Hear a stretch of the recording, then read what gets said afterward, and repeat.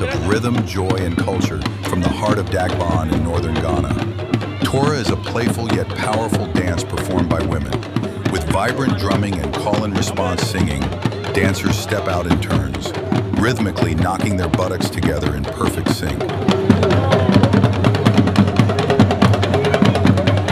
Originally rooted in court dances like Takai, Tora is now seen at funerals, festivals, and even schools, keeping tradition alive in modern settings.